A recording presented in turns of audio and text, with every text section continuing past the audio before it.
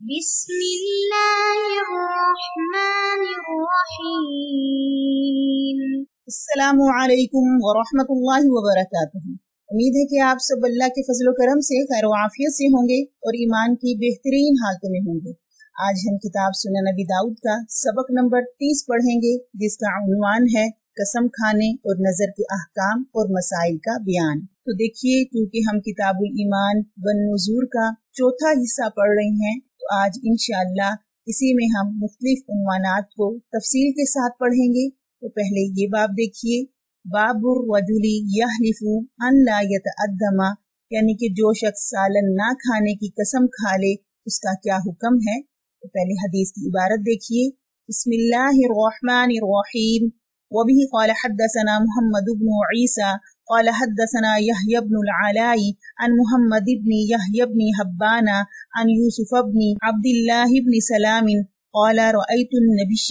صلى الله عليه وسلم وضع تمغة على كسرة فقال هذه إدام هذه۔ تو دیکھیے یہاں پر حضرت یوسف بن عبداللہ بن سلام سے روایت ہے کہ میں نے نبی کریم صلی اللہ علیہ وسلم کو دیکھا کہ آپ نے روٹی کے ایک ٹکڑے پر کھجور رکھی اور فرمایا یہ کھجور اس روٹی کا سالن ہے۔ اگلی حدیث دیکھیے، وبه قال حدثنا هارون بن عبد الله قال حدثنا عمر بن حفص قال حدثنا أبي عن محمد بن أبي يحيى عن يزيد الأعوري عن يوسف بن عبد الله بن سلام مثله۔ ہارون بن عبداللہ، عمر بن حفص، محمد بن ابی یحییٰ رضی اللہ تعالی عنہما ایک دوسری سند سے حضرت یوسف بن عبداللہ بن سلام سے اسی طرح مروی ہے۔ تو دیکھیے اس باب سے امام ابو داؤد کی غرض یہ ہے کہ اگر کسی نے سالن نہ کھانے کی قسم کھائی ہو تو اس میں کھجور بھی داخل ہے، اور اس قسم کی اور بھی چیزیں جن کے ساتھ روٹی کھائی جا سکتی ہے اس کو بھی امام ابو داؤد رحمہ اللہ نے سالن ہی میں شامل کیا ہے۔ اور اس بارے میں احناف کا مسلک یہ ہے کہ امام محمد اور شیخین کا اس میں اختلاف ہے۔ شیخین کے ہاں ادام ہر وہ چیز ہے جس کے ساتھ روٹی لگانے سے روٹی اس کی رنگت میں رنگ جائے، جیسے کہ سرکہ، زیتون۔ اگر روٹی اس کی رنگت میں نہ رنگے تو پھر وہ ادام نہیں ہے، جیسے کہ گوشت اور انڈا وغیرہ۔ اور اسی طرح امام محمد رحمہ اللہ کے ہاں ادام ہر وہ چیز ہے جس کو روٹی کے ساتھ عموماً استعمال کیا جاتا ہے، خواہ روٹی اس کے رنگ میں رنگے یا نہ رنگے۔ اس لیے گوشت، سرکہ وغیرہ یہ سب سالن میں داخل ہیں۔ ہاں البتہ وہ پھل جن کو روٹی کے ساتھ استعمال کرنا عرف میں داخل ہو تو پھر وہ بھی سالن میں شمار ہوگا۔ اگر وہ پھل مستقل طور پر استعمال کیا جاتا ہو تو پھر وہ سالن میں شمار نہیں ہوگا، جیسے کہ کھجور وغیرہ۔ مگر یہ کہ وہ پھل اگر عرف میں سالن شمار کیا جاتا ہو تو پھر عرف کی وجہ سے وہ سالن کے حکم میں آ جائے گا۔ اسی لیے امام صاحب فرماتے ہیں کہ حدیث الباب میں آپ صلی اللہ علیہ وسلم کا مقصود یہ بتانا ہے کہ بوقت ضرورت جو ہے کھجور بھی سالن بن سکتی ہے، یہاں یمین کا مسئلہ بتلانا مقصود نہیں ہے۔ اگلا باب دیکھیے، باب الاستثناء فی الیمین، یعنی کہ قسم میں انشاءاللہ لگا دینا، اس کا کیا حکم ہے۔ حدیث کی عبارت دیکھیے، وبه قال حدثنا احمد بن حنبل قال حدثنا سفیان عن ایوب عن نافع عن ابن عمر یبلغ به النبی صلی اللہ علیہ وسلم قال من حلف على یمین فقال ان شاء اللہ فقد استثنى۔ حضرت عبداللہ بن عمر رضی اللہ تعالی عنہ سے روایت ہے کہ نبی کریم صلی اللہ علیہ وسلم نے فرمایا، جس نے کسی کام پر قسم کھائی پھر کہا انشاءاللہ، یعنی اگر اللہ نے چاہا، اس نے استثناء کیا، یعنی اب اس سے یہ حانث نہیں ہوگا، قسم نہیں ٹوٹے گی، یعنی گنہگار نہیں ہوگا۔ لیکن شرط یہ ہے کہ انشاءاللہ کہنا جو ہے وہ انشاءاللہ متصلاً کہے۔ اگلی حدیث دیکھیے، وبه قال حدثنا محمد بن عیسیٰ ومسدد وهذا حدیثه قال حدثنا عبد الوارث عن ایوب عن نافع عن ابن عمر رضی اللہ تعالی عنہ قال قال رسول اللہ صلی اللہ علیہ وسلم من حلف فاستثنى فإن شاء رجع وإن شاء ترك غير حنث۔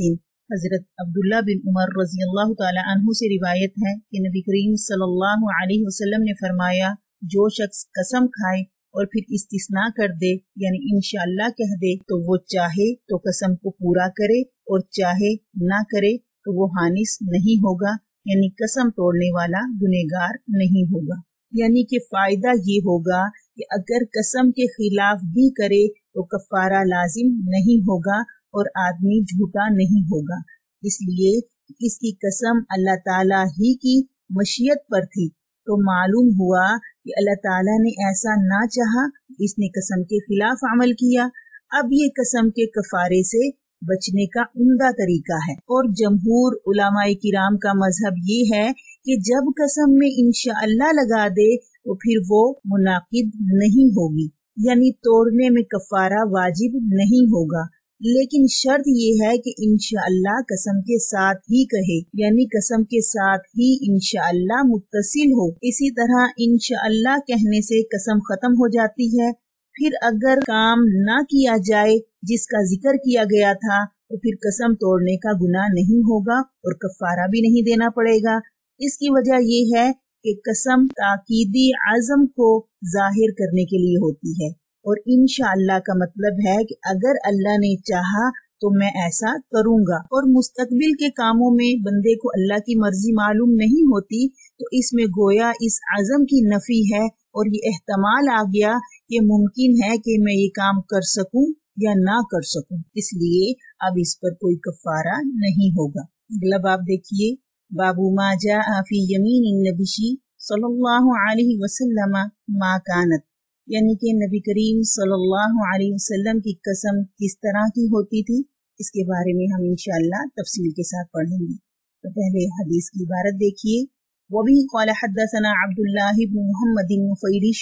قَالَ حَدَّثَنَا ابْنُ الْمُبَارَكِ عَنْ مُوسَى بْنِ عُقْبَةَ عَنْ سَالِمٍ عن ابن عمر رضی اللہ تعالی عنہ قال اکثر ما كان رسول اللہ صلی اللہ علیہ وسلم یحلف بهذه اليمین لا ومقلب القلوب۔ حضرت ابن عمر رضی اللہ تعالی عنہ سے روایت ہے کہ نبی کریم صلی اللہ علیہ وسلم اکثر یوں قسم کھایا کرتے تھے، لا ومقلب القلوب،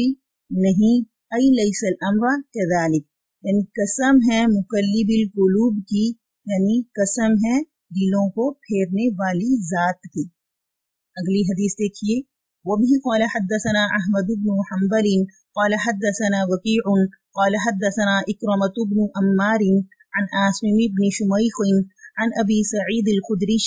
رضي الله تعالى عنه قال كان رسول الله صلى الله عليه وسلم إذا اجتهد في اليمين قال والذي نفس أبي القاسم بيده۔ حضرت ابو سعید خدری رضی اللہ تعالی عنہ سے روایت ہے کہ نبی کریم صلی اللہ علیہ وسلم کو جب کسی قسم میں تاکید پیش نظر ہوتی تو یوں قسم کھاتے، نہیں، اس ذات کی قسم جس کے قبضے میں ابو القاسم کی جان ہے۔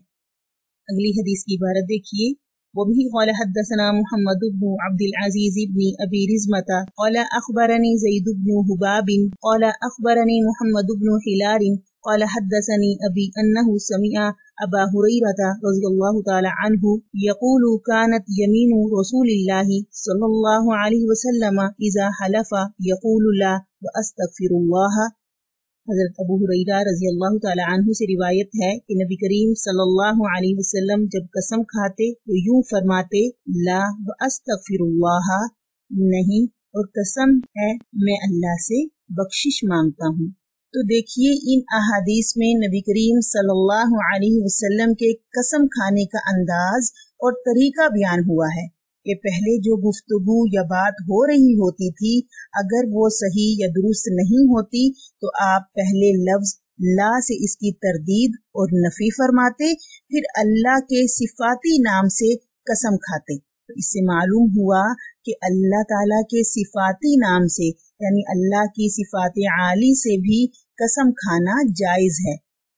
اور اللہ کے صفاتی ناموں کے ساتھ یعنی اللہ کی صفات کے ساتھ قسم جو کھانا ہے وہ عین توحید ہے۔ اور اسی طرح قسم کے شروع میں لا لگانا یہ عربی زبان کا معروف اسلوب بھی ہے، کیونکہ عربی ایک فصیح اور بلیغ زبان ہے، اس لیے عربی زبان کا یہ معروف اسلوب ہے کہ قسم کے شروع میں لا لگایا جاتا ہے۔ اگلی حدیث کی عبارت دیکھیے، وَبِهِ قَالَ حَدَّثَنَا الْحَسَنُ بْنُ عَلِيٍّ قَالَ حَدَّثَنَا إِبْرَاهِيمُ بْنُ حَمْزَةَ قال حدثنا عبد الملك بن عياش السمعي الأنصاري عن دلهم بن الأسود بن عبد الله بن حاجب بن عامر بن المنتفق الأقيلي عن أبيه عن أمه لقيط بن عامر قال دلهم وحدثني أيضا أسود بن عبد الله عن آقم بن لقيط عن لقيط بن عامر فرجع وافدا إلى النبي صلى الله عليه وسلم قال لقيط فقدمنا على رسول الله صلى الله عليه وسلم فذكر حديثا فيه فقال النبي صلى الله عليه وسلم لعمر إلهك۔ حضرت عاصم بن لقیط سے روایت ہے کہ لقیط بن عاصم نبی کریم صلی اللہ علیہ وسلم کی خدمت میں حاضر ہوئے۔ لقیط فرماتے ہیں کہ ہم نبی کریم صلی اللہ علیہ وسلم کی خدمت میں حاضر ہوئے۔ راوی نے یہ حدیث ذکر کی، اس میں یہ بھی ہے کہ نبی کریم صلی اللہ علیہ وسلم نے فرمایا تیرے معبود کی قسم۔ تو دیکھیے یہاں پر یہ کہا ان لقیط بن عاصم، تو صاحب بذل یہاں پر فرماتے ہیں کہ جو رجال کی کتابیں میرے پاس موجود ہیں ان میں سے لقیط بن عاصم کوئی راوی نہیں پایا گیا، اس لیے ہو سکتا ہے کہ یہ تحریف ہو اور صحیح جو ہے وہ لقیط بن عامر ہو، وہو لقیط بن صبر بن عامر۔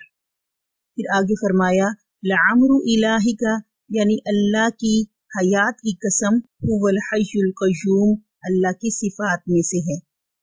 ہمارا آج کا سبق یہاں مکمل ہوا، انشاءاللہ اگلے سبق کے ساتھ پھر حاضر ہوں گے۔ والسلام ورحمۃ اللہ وبرکاتہ۔